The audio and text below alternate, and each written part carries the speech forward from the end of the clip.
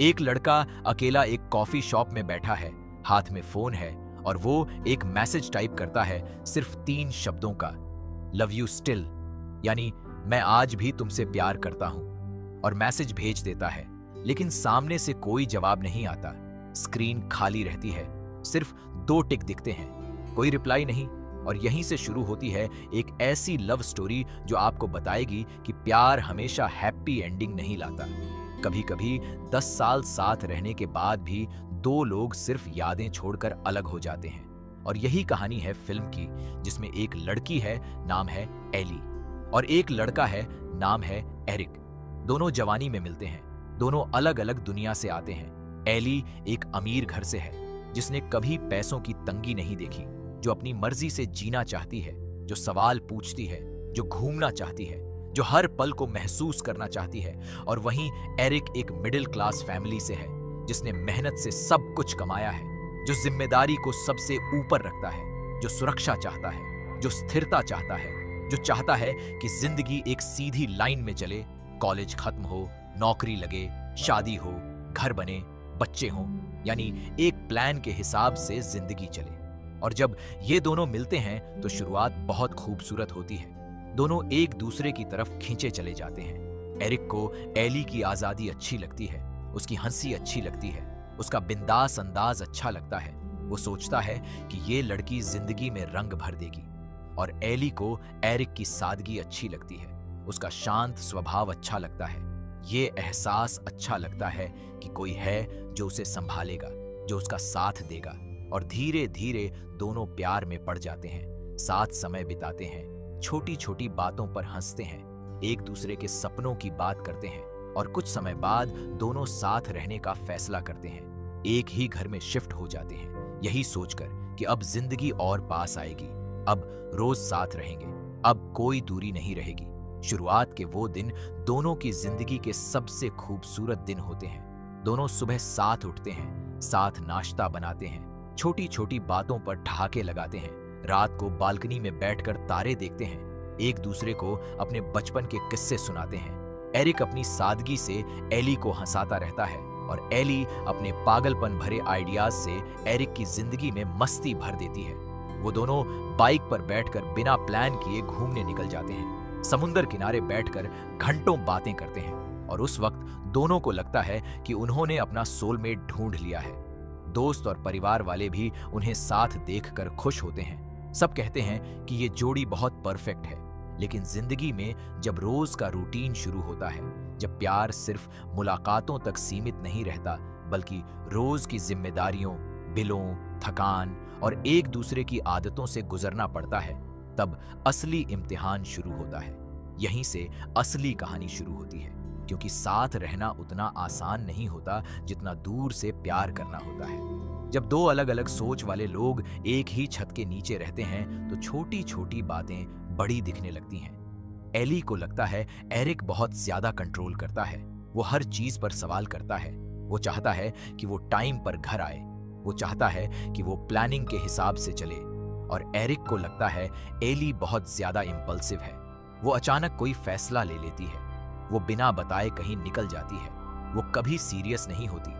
और यहीं से शुरू होती हैं छोटी छोटी लड़ाइयां, जो धीरे धीरे बड़ी होती जाती हैं। कभी पैसों को लेकर बहस होती है, क्योंकि एरिक हर पैसा सोच समझकर खर्च करता है और एली के लिए पैसा कभी मसला ही नहीं रहा, तो दोनों की सोच टकराती है। फिर एक दिन एरिक के पिता की तबीयत बिगड़ती है और कुछ समय बाद उनका देहांत हो जाता है। ये एरिक के लिए बहुत बड़ा झटका होता है, वो अंदर से टूट जाता है। वो अपने अंदर ही अंदर दुख को दबा कर रखता है, क्योंकि वो जिस माहौल में पला बढ़ा है वहां मर्दों को कमजोर दिखना सिखाया ही नहीं जाता। वो अपना दुख शब्दों में बयान नहीं कर पाता और एली उसका साथ देने की कोशिश करती है, लेकिन वो पूरी तरह समझ नहीं पाती कि एरिक किस दर्द से गुजर रहा है, क्योंकि एली ने कभी ऐसा नुकसान नहीं झेला। उसने हमेशा एक सेफ और आरामदायक जिंदगी जी है। तो दोनों के बीच एक अनकहा फासला बढ़ने लगता है। एरिक चाहता है कि एली उसे समझे बिना कहे, और एली को लगता है कि एरिक बात ही नहीं करता। दोनों अपने अपने दर्द में अकेले रह जाते हैं। फिर वक्त गुजरता है, दोनों की जिंदगी में करियर का दबाव बढ़ता है। एरिक अपने काम में और जिम्मेदारियों में खुद को झोंक देता है। वो चाहता है कि वो एक सफल आदमी बने। वो चाहता है कि वो एली को हर सुख दे सके। और एली अपने अंदर कुछ ढूंढने की कोशिश कर रही होती है। वो समझने की कोशिश कर रही होती है कि वो असल में चाहती क्या है अपनी जिंदगी से। वो अपने पैशन को फॉलो करना चाहती है, अपनी पहचान बनाना चाहती है। और यहीं एक और टकराव शुरू होता है, क्योंकि एरिक को एली का ये सर्च बेवजह की भटकन लगती है। उसे लगता है एली को स्थिर हो जाना चाहिए, शादी के बारे में सोचना चाहिए, आगे की जिंदगी प्लान करनी चाहिए। लेकिन एली शादी के आइडिया से ही डरती है। उसे लगता है शादी करने से उसकी आजादी छिन जाएगी, वो अपनी पहचान खो देगी। और जब भी एरिक शादी की बात छेड़ता है, एली बात टाल देती है या पूरी बात ही बदल देती है। और ये चीज एरिक को अंदर ही अंदर तोड़ने लगती है। उसे लगता है कि उसने अपनी तरफ से हमेशा ज्यादा दिया है, ज्यादा त्याग किया है, ज्यादा समझौता किया है, और उसे बदले में वो सुरक्षा नहीं मिल रही जो वो चाहता है। वहीं एली को लगता है कि एरिक उसे बदलने की कोशिश कर रहा है, उसे उस सांचे में ढालना चाहता है जो एली कभी बनना ही नहीं चाहती। धीरे धीरे इन दोनों के बीच शिकायतें जमा होने लगती हैं, जो कभी खुलकर बाहर नहीं आती, बल्कि अंदर ही अंदर सुलगती रहती हैं। कभी एक ताना, कभी एक ठंडी चुप्पी, कभी एक ऐसा वाक्य जो दिल में चुभ जाए। और ये सिलसिला सालों चलता है। बीच में कुछ अच्छे पल भी आते हैं। कभी दोनों साथ घूमने जाते हैं, कभी पुरानी यादें ताजा करते हैं, कभी लगता है कि सब ठीक हो जाएगा, लेकिन फिर वही पुराने मसले वापस लौट आते हैं। एक बड़ा मोड़ तब आता है जब एली प्रेग्नेंट होती है। दोनों के लिए ये एक नई उम्मीद की तरह होता है। दोनों सोचते हैं कि शायद ये बच्चा उनके रिश्ते को फिर से जोड़ देगा, शायद अब सब कुछ बदल जाएगा। लेकिन किस्मत को कुछ और ही मंजूर होता है और एली का मिसकैरेज हो जाता है। वो पल दोनों की जिंदगी का सबसे दर्दनाक पल बन जाता है। एली अंदर से पूरी तरह टूट जाती है। वो खुद को दोष देने लगती है। वो अपने अंदर ही अंदर घुटती रहती है। और एरिक भी टूटता है, लेकिन वो फिर से अपने दर्द को अंदर दबा लेता है, क्योंकि उसे नहीं आता अपनी भावनाएं जाहिर करना। और इस बड़े गम में भी दोनों एक दूसरे का सहारा नहीं बन पाते। दोनों अपने अपने दुख में अकेले रह जाते हैं। ये हादसा उनके रिश्ते में जो थोड़ी सी दरार बची थी उसे और गहरा कर देता है। इसके बाद रिश्ते में एक अजीब सी ठंडक आ जाती है। दोनों साथ रहते तो हैं, लेकिन जैसे सिर्फ आदत से, जैसे दो अजनबी एक ही घर में रह रहे हों।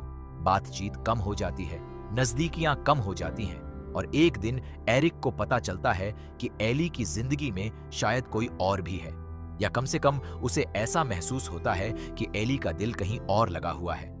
और इस शक और बेवफाई के एहसास ने रिश्ते में जो भरोसा बचा था उसे भी तोड़ दिया। हालांकि फिल्म ये साफ नहीं दिखाती कि किसकी गलती ज्यादा थी, बल्कि ये दिखाती है कि कैसे दोनों तरफ से छोटी छोटी गलतफहमियां, छोटे छोटे झूठ, छोटी छोटी बेवफाइयां मिलकर एक बड़ा तूफान बन जाती हैं। एरिक को लगता है एली ने उसे धोखा दिया, और एली को लगता है एरिक ने उसे कभी समझा ही नहीं, कभी उसकी सुनी ही नहीं। और आखिरकार वो दिन आता है जब दोनों फैसला करते हैं कि अब और साथ नहीं रह सकते। 10 साल का रिश्ता, इतनी यादें, इतना प्यार, इतना दर्द, सब कुछ एक पल में खत्म होने की कगार पर आ जाता है। आखिरी बार जब दोनों बात करते हैं तो कोई तेज झगड़ा नहीं होता, कोई चीख पुकार नहीं होती, बस एक थकी हुई खामोशी होती है। दोनों जानते हैं कि अब वापसी का कोई रास्ता नहीं बचा, और दोनों अलग हो जाते हैं। एली अपनी नई जिंदगी की तरफ निकल जाती है। वो अपने आप को फिर से खोजने की कोशिश करती है। वो सीखती है कि खुद के साथ खुश रहना क्या होता है। वो अपनी पहचान बनाती है, अपने करियर में आगे बढ़ती है। धीरे धीरे वो एक मजबूत, आत्मनिर्भर औरत बन जाती है। और एरिक भी अपनी जिंदगी में आगे बढ़ता है। वो अपने काम में और सफल होता है। वो बाहर से एक स्थिर, कामयाब इंसान दिखता है, लेकिन अंदर ही अंदर वो अब भी एली को भूल नहीं पाया। उसने कई बार कोशिश की किसी और के साथ आगे बढ़ने की, लेकिन उसे हमेशा लगा कि जो एहसास एली के साथ था वो किसी और के साथ नहीं मिला। और यही वजह है कि 10 साल बाद भी वो उसे मैसेज भेजता है, लव यू स्टिल। और यहीं से फिल्म हमें वापस उसी पल में ले आती है जहां से कहानी शुरू हुई थी।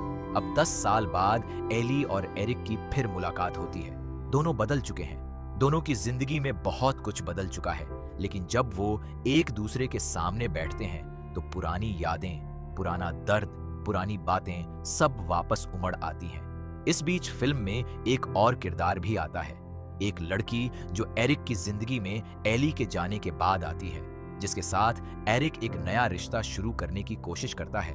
वो लड़की बहुत सुलझी हुई है, समझदार है, स्थिर है, बिल्कुल वैसी जैसी एरिक हमेशा से चाहता था। लेकिन फिर भी एरिक के दिल में कहीं ना कहीं वो खालीपन बना रहता है। वो उस लड़की के साथ रहते हुए भी बार बार एली के बारे में सोचता है और यही चीज उसे अंदर ही अंदर परेशान करती है, क्योंकि वो समझ नहीं पाता कि जो रिश्ता उसे इतना दर्द दे गया उसे वो भुला क्यों नहीं पा रहा। दूसरी तरफ एली की जिंदगी में भी कुछ लोग आते हैं, लेकिन वो हर बार खुद को रोक लेती है। वो किसी को भी पूरी तरह अपने करीब नहीं आने देती, क्योंकि उसे डर है कि कहीं फिर से वो अपनी आजादी न खो दे, कहीं फिर से वो किसी और के सपनों में अपने सपने न भूल जाए। फिल्म यहाँ से एक अनोखे अंदाज में उनकी पूरी कहानी को दिखाती है, कभी एरिक की नजर से, कभी एली की नजर से, यानी एक ही घटना को दोनों की अलग अलग सोच और अलग अलग एहसास के साथ दिखाया जाता है, जिससे हमें समझ आता है कि जो बात एरिक को धोखा लगी थी वो एली के लिए सिर्फ अपनी जिंदगी जीने की एक कोशिश थी, और जो बात एली को कंट्रोलिंग लगती थी वो एरिक के लिए सिर्फ प्यार जताने का एक तरीका था। यानी कोई भी पूरी तरह गलत नहीं था, कोई भी पूरी तरह सही नहीं था, बस दोनों अलग अलग नजरिए से जिंदगी को देखते थे, और यही उनके प्यार की सबसे बड़ी सच्चाई थी। फिल्म में एक जगह यह भी दिखाया जाता है कि कैसे दोनों के पालन पोषण ने उनकी सोच को अलग अलग ढाला था। एली को सुरक्षा हमेशा से मिली हुई थी, इसलिए वो कभी भी पैसों या स्थिरता को लेकर उतनी चिंतित नहीं रहती थी जितना एरिक रहता था।